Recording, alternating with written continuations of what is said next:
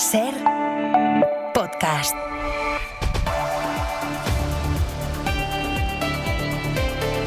El juez del Tribunal Supremo, Leopoldo Puente, le ha pedido a la Audiencia Nacional que investigue los pagos en metálico que el PSOE hizo a Ábalos y a Koldo.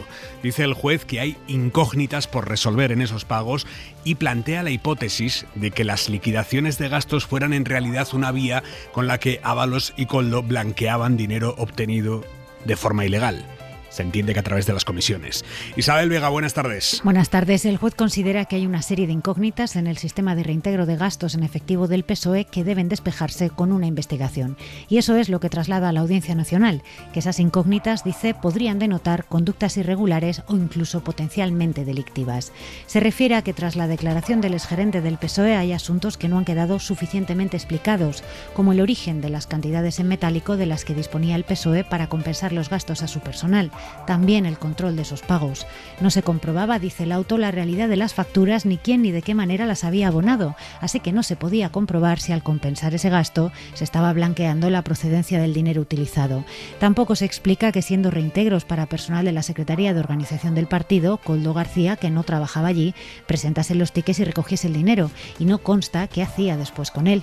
Como el asunto va más allá de los hechos que afectan a Ábalos, el magistrado lo envía todo a la Audiencia Nacional para que sea allí donde se investigue. Ahora veremos qué decide la Audiencia Nacional. De momento el Partido Socialista insiste en que no hay nada raro y que colaboración absoluta con la justicia. Ana Fernández Vila. Se reafirma el PSOE en que todos esos pagos de gastos son escrupulosamente legales, dicen, y avanzan que aportarán la documentación bancaria necesaria para demostrarlo. Sabemos que detrás de ciertas investigaciones no hay absolutamente nada delictivo. El Partido Socialista ha puesto a disposición de la justicia, como lo hizo con el Tribunal de Cuentas, absolutamente todas las facturas. Lo decía Pachi López en Televisión Española, nada más conocer la decisión del juez Puente, que a la vicepresidenta Montero le ha pillado también atendiendo los medios. Nosotros tenemos la trazabilidad de todos los pagos que se hayan podido hacer previa factura y que por tanto tenemos una tranquilidad absoluta. El PP ha encontrado en este nuevo movimiento la oportunidad de dejar atrás la comparecencia de Sánchez en el Senado, que no salió como esperaban. La financiación irregular sobrevolaba al Partido Socialista y el juez del auto del Tribunal Supremo que hemos conocido hoy aterriza esa financiación irregular en la puerta de Ferraz. Según la portavoz Esther Muñoz, esto explica por qué Sánchez no quiso responder algunas preguntas. Hay media hora 25 deportes. Jesús Gallego, buenas tardes. Buenas tardes. Xabi Alonso escenifica el perdón a Vinicius y lo convoca para jugar mañana ante el Valencia en el Estadio Santiago Bernabéu. El técnico blanco dice que el jugador está comprometido con el equipo. La jornada de Liga se inicia a las 9 con el partido que juegan Getafe y Girona. Y el tiempo para este fin de semana. Jordi Carbó, buenas tardes. Buenas tardes, muy cambiante. Hasta mañana al mediodía, lluvia a ratos con intensidad en Galicia y al oeste de Castilla y León. Entre mañana por la tarde y la noche, chubascos en gran parte del interior de la península, algunos también descargando con intensidad, y a primeras horas del domingo algunos chubascos débiles en el Mediterráneo. El domingo en general más sol y también más viento. Una nueva mentira que se destapa. Nuevos vídeos que hemos conocido hoy del Día de la Dana demuestran que la Generalitat de Carlos Mazón estaba ya preocupada a las 2 de la tarde por lo que estaba pasando en el Barranco del Pollo. Sabían lo que había. En estos nuevos vídeos que hemos conocido hoy, se ve a Salomé Pradas hablando con los técnicos del centro de emergencias y diciéndoles que efectivamente el pollo era lo que les preocupaba a las 2 de la tarde. Esto desmonta por completo la tesis a la que se ha intentado aferrar Mazón de que ellos no sabían nada del pollo porque el gobierno central no les había dado información y les estaba sometiendo a un apagón informativo y demás. La Generalitat sabía lo que había. Y esto se confirma ahora gracias a esos vídeos que grabó una productora subcontratada por la Consellería de Emergencias. En su día la jueza pidió estos vídeos. La Consellería se los mandó a principios de este mes, pero cortados. Esa parte no estaba, la parte clave no estaba. Y la jueza dijo, ojo, me los mandas enteros, en bruto, sin cortar, sin editar. Y ahí, oh sorpresa, ahí está la parte en la que se escucha a Pradas diciendo eso de es lo que nos está preocupando, en referencia al Barranco del Pollo. Emergencias Comunidad Valenciana. Hola. Eso es lo que nos está preocupando. Y luego añade, el Barranco del Pollo, sí. Se oye fatal, pero pueden verlo, tienen el vídeo entero en cadenaser.com. Se le complica mucho el panorama a los responsables de la gestión de la emergencia y Salomé Pradas no se quiere comer este marrón ella sola. Anoche ya les contamos que está difundiendo ahora que ella sí fue informando a Carlos Mazón de la alerta a los móviles que estaban preparando. Esto lo negó Mazón hace unos días, hace menos de una semana, en una entrevista, que Pradas le estuviera informando acerca de la alerta. Claro, Pradas leyó eso y dijo: me quieren colgar a mí todo. Y ha empezado a difundir no solo que ella sí iba informando a Mazón de todo lo que tenía que ver con el S-Alert, sino que le informaba cuando le cogía el teléfono. Porque entre las 6:30 y las 8:15 Pradas intentó hablar con Mazón 2 veces sin éxito. Y habrá que esperar a lo que declare el lunes Maribel Vilaplana, que es la amiga de Mazón con la que él pasó más de 4 horas aquella tarde. La jueza le ha pedido a Vilaplana hoy que entregue el ticket del parking al que Mazón supuestamente le acompañó para que ella recogiera el coche. La jueza quiere saber exactamente a qué hora sacó el coche del parking. Aquí ya nadie se cree nada de la versión de Mazón y Vilaplana, y por lo que estamos viendo la jueza tampoco. Y con todo esto encima de la mesa, y sobre todo con el bochorno de lo que pasó en el funeral de Estado del miércoles, el PP ha pasado de hablar así este verano del gobierno de Mazón. Habéis hecho un buen trabajo. Era el principio de la recuperación y lo habéis cumplido. Han pasado de hablar así este verano a hablar así hoy de Mazón. Pues de la misma forma que el partido es quien decide quién es un candidato en unas elecciones, la decisión de dimitir de un cargo público que te han votado los ciudadanos es personal. Y por lo tanto es el señor Mazón el que debe decidir su futuro político. Más claro, agua. La Dirección Nacional del Partido Popular empieza a enseñarle la puerta de salida a Carlos Mazón.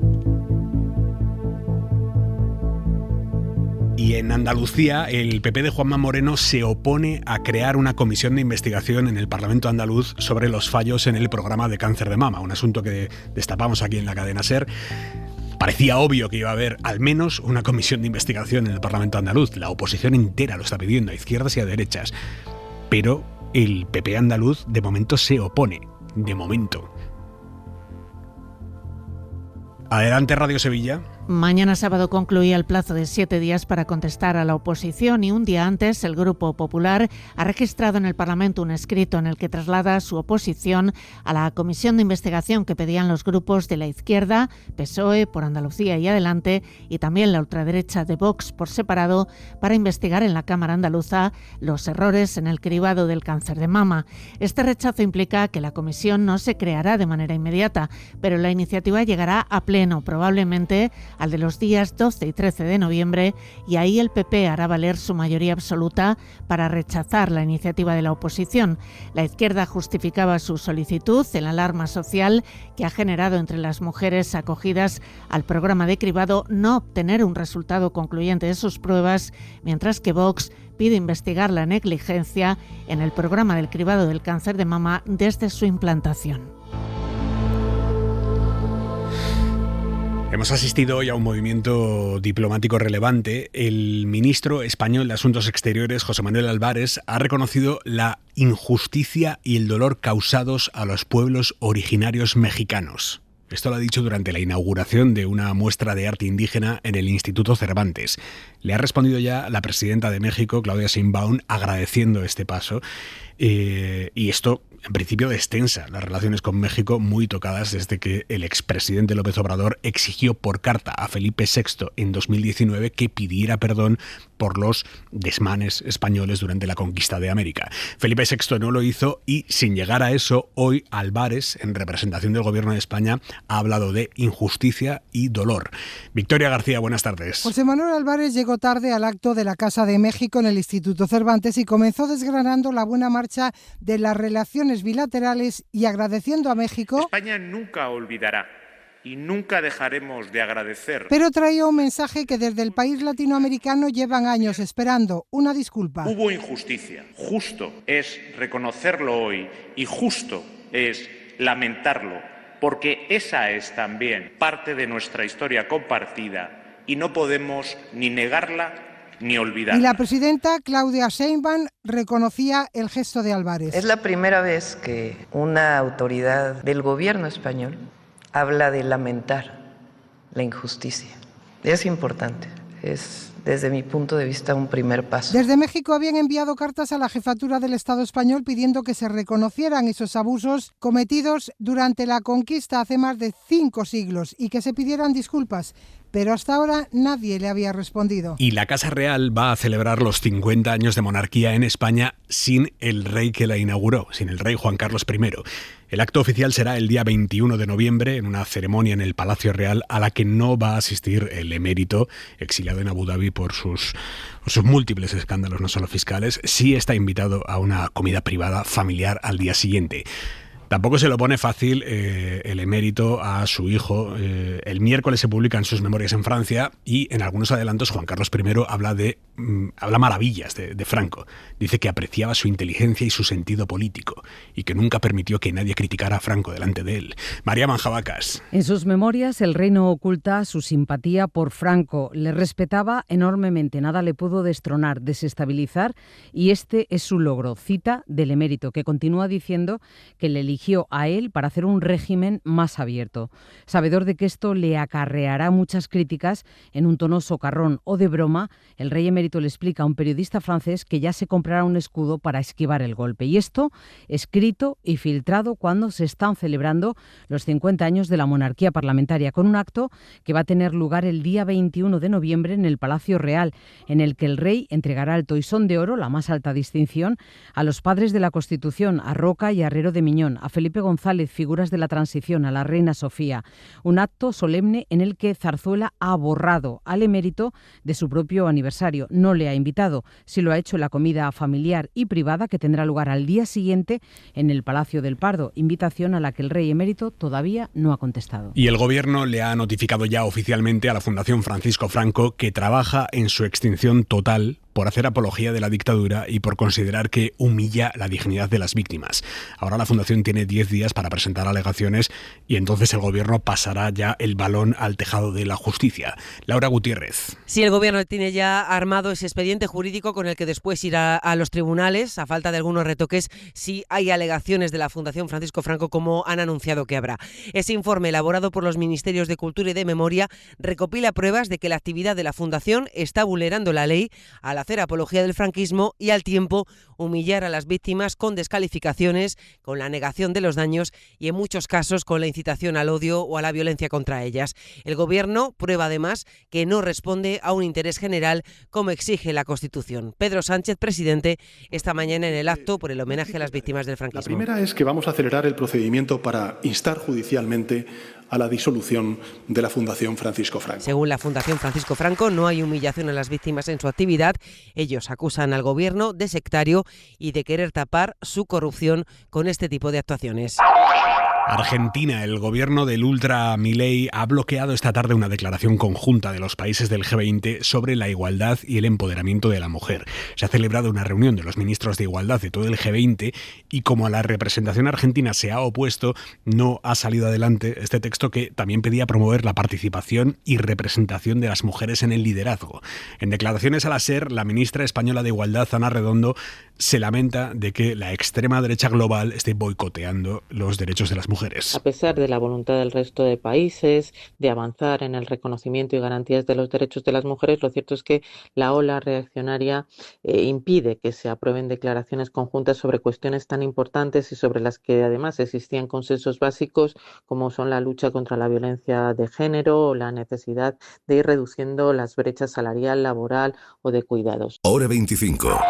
Con Aimar Bretos. Un grupo de científicos españoles ha abierto una puerta importantísima para restaurar órganos de donantes y no desperdiciar miles de esos órganos. Han conseguido implantar en el riñón de un cerdo mini réplicas de órganos minúsculas que se llaman organoides, que se hacen a través de células madre y que servirán para arreglar órganos dañados de forma de que sean útiles para trasplantarlos a humanos. Javier Ruiz Martínez. Lo primero es explicar qué es un organoide. Elena Garreta es coautora del estudio. Estructuras muy pequeñas cultivadas en el laboratorio a partir de células madre humanas. Como nacen de células madre humanas, tienen también su poder restaurador. El equipo del Instituto de Bioingeniería de Cataluña ha creado una técnica para generar miles de ellos e infundírselos al riñón que le habían sacado a un cerdo vivo. Hemos visto que después de 24 y de 48 horas, los organoides renales humanos se han integrado en el tejido renal porcino. Hemos podido confirmar la viabilidad y la seguridad de este procedimiento. No han curado al cerdo de nada, pero al reimplantarle su riñón ha podido seguir viviendo con esos organoides humanos dentro. ¿Y por qué eso es importante? Porque permite una vía para reparar órganos dañados destinados a trasplantes. Y así también poder aumentar la disponibilidad de órganos para trasplante, haciendo que órganos que ahora se tienen que descartar se puedan usar. La policía ha detenido a un hombre que simulaba ser agente destinado en los servicios de inteligencia. Tenía una falsa placa e incluso un arma simulada. Entraba y salía como quería de un cuartel de Madrid y mantuvo reuniones con mandos militares a los que les decía que estaba reclutando agentes para sus misiones en el extranjero. Y era todo mentira. Alfonso Gea. El detenido llegó a ser tan famoso entre el personal de una instalación militar situada en la capital que se le conocía allí como el reclutador. Portaba una identificación falsa de agente de la Policía Nacional, una placa de funcionario de la Seguridad del Estado, también falsa, y una pistola simulada. En esa instalación militar llegó a realizar entrevistas personales para contratar a militares como espías e incluso alguno de ellos le entregó su currículo. Eso sí, la investigación de la policía ha determinado que nunca fue un peligro para esa instalación, tampoco para la seguridad nacional. Su único fin declarado ante la policía en interrogatorio es que lo ha hecho por satisfacción personal y por crear relaciones personales. Se le imputa un delito de usurpación de funciones, otro de falsedad documental y un tercero de tenencia ilícita de armas. Y Amazon va a despedir a 1.200 trabajadores en España. Hora 25 de los negocios express de viernes con Edu Hernández. Hora 25 de los negocios. Cadena SER.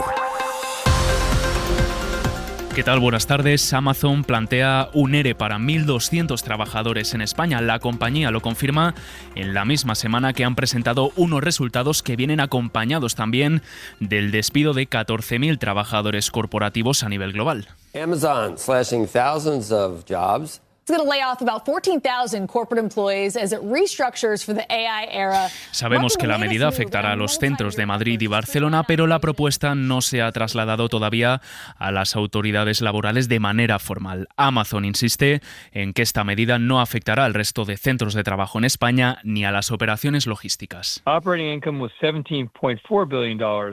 But would have been over $21 billion if not for two special Q3 expenses.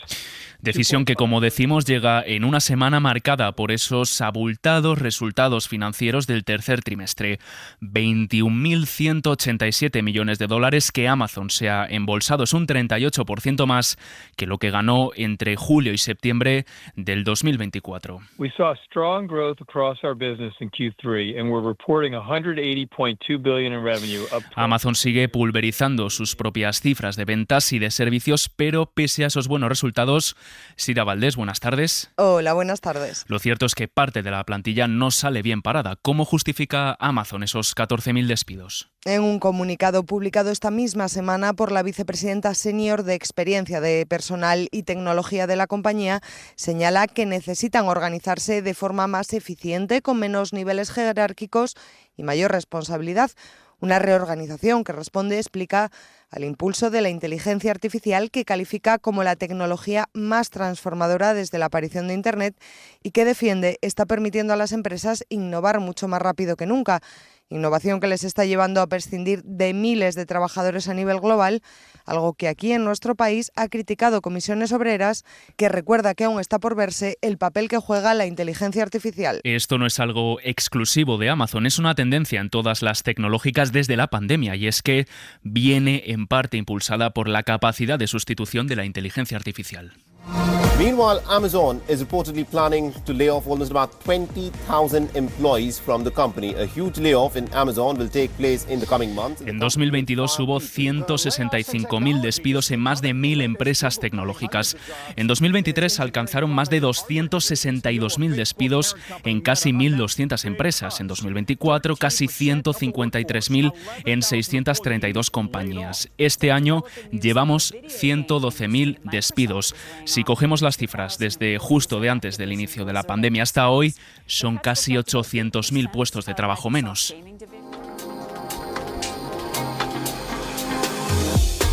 Meta ha sido una de esas empresas que, guiadas por el potencial de la inteligencia artificial, ha recortado plantilla durante estos años, 25.000 puestos de trabajo menos entre 2022 y 2025. Pero es que Meta no es la única, le ha seguido Google.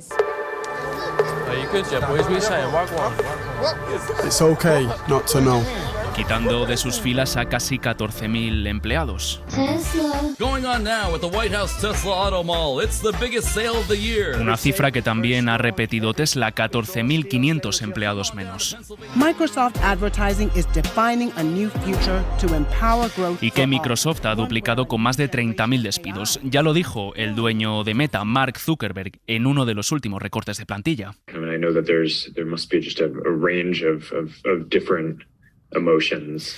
es una pena que trabajadores que ponen tanta dedicación se tengan que ir, pero que, oh sorpresa, es el mercado, amigo. Semana de mucho movimiento, con el IBEX rompiendo su récord histórico el lunes y terminando el mes con un crecimiento del 3,5%. Semana también de resultados bancarios. Hoy ha sido el turno de CaixaBank, casi 4.400 millones de beneficio neto hasta septiembre, aunque para los hipotecados la noticia de hoy está en el Euribor. Adela Molina. El Euribor cierra octubre en el 2,19%, ha subido 2 centésimas, lo que lo sitúa en su nivel más alto desde marzo. Eso supone que las hipotecas variables con una cuota que se renueva cada 6 meses ya serán un poco más caras, 4 euros más al mes en el caso de una hipoteca de 150.000 euros a 25 años, con un diferencial de un punto sobre el Euribor. Las hipotecas que tengan una cuota que se renueva anualmente aún serán más baratas, unos 40 euros menos para esa hipoteca media. En todo caso, los datos de octubre confirman que el Euribor ha tocado suelo y todo apunta a que puede quedarse en estos niveles durante varios meses. Y nos queda la mirada de Xavi Vidal-Folk. Los ultras no son invencibles, aunque lo parecía. Bastantes analistas temían que este iba a ser su gran momento en Europa, porque a su creciente implantación en distintos países se le une el apoyo e impulso del gran hermano atlántico, el imperio populista de Donald Trump. Pero la vida, por fortuna, da sorpresas. Ya se calcula como definitivo que el llamado Partido de la Libertad del ultrarracista Geert Wilders, aliado del húngaro Víctor Orbán y del español Santiago Abascal, ha perdido la primacía en las elecciones del domingo celebradas en Holanda.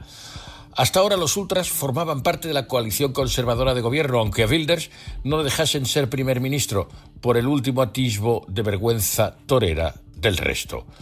Ahora le ha adelantado el D66, una formación de un nombre un poco extraño, pero que es liberal y progresista y que está encabezada por el joven Rob Jetten, que está ya en disposición de formar una coalición de gobierno más al centro-izquierda. El D66 es un partido muy urbano que apuesta por la vivienda pública, por integrar a los inmigrantes en vez de reprimirlos y deportarlos, por defender los derechos de la mujer y de los homosexuales. El propio líder lo tiene muy interiorizado como activista, aunque tímido, gay. O sea, toda la ideología que odian los ultras y que desprecian como woke. El D66 se llama así porque nació a mitad de los años 60, impulsado por la rebeldía de los hippies, de la contracultura, de lo ecológico, de los porros, de la objeción de conciencia militar y de la libertad sexual y de género.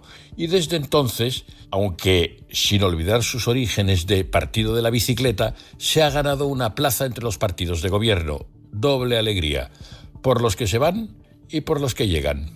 Para no perderte ningún episodio, síguenos en la aplicación o la web de la SER, Podium Podcast o tu plataforma de audio favorita.